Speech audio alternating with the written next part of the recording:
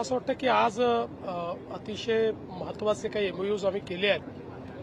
विशेषतः यातला महिंद्रा अँड महिंद्राचा जो एमओयू आहे हा अतिशय महत्त्वाचा एमओयू आहे.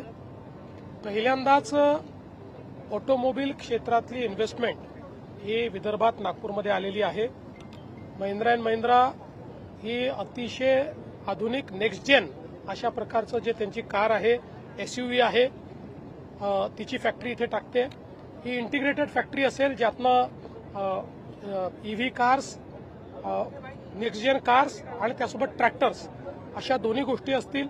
ही इंटिग्रेटेड पद्धतीची महिंद्राची सगळ्यात मोठी फॅक्टरी असेल आणि यासोबतच छत्रपती संभाजीनगर आणि नाशिकमध्ये देखील ते इन्व्हेस्टमेंट करतायत.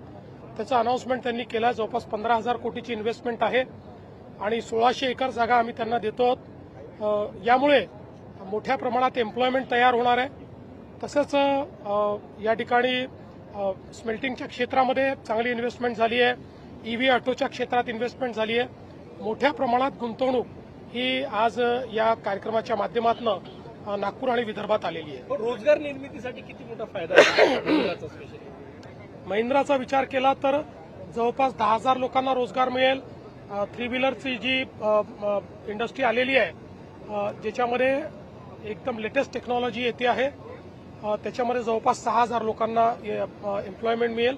आणि तसंच इतरही बाकीच्या ज्या काही इन्व्हेस्टमेंट आलेल्या आहेत त्यातनं अजून 5,000 ते 6,000 लोकांना मोठ्या प्रमाणात एम्प्लॉयमेंट मिळेल. तुम्ही नवीन रेकॉर्ड केलेल्या काही मिनिटांमध्ये एमओयू करण्याचा रेकॉर्ड राज्य सरकारने केलेला आहे. विजेच्या स्पीडनं असा उल्लेख झाला त्यात.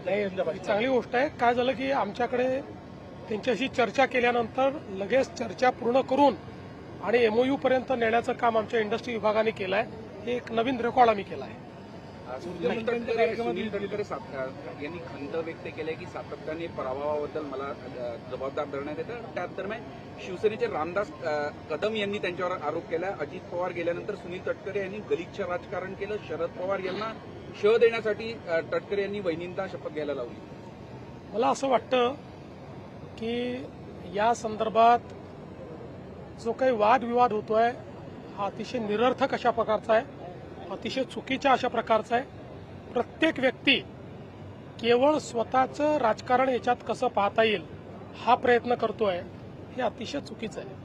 बघा, शेवटी राज्याचे उपमुख्यमंत्री, राज्यातले एक अतिशय प्रसिद्ध व्यक्तिमत्व असलेले एक मोठे नेते अजितदादा पवारांच्या रूपाने दुर्दैवाने आपल्यातनं निघून गेले.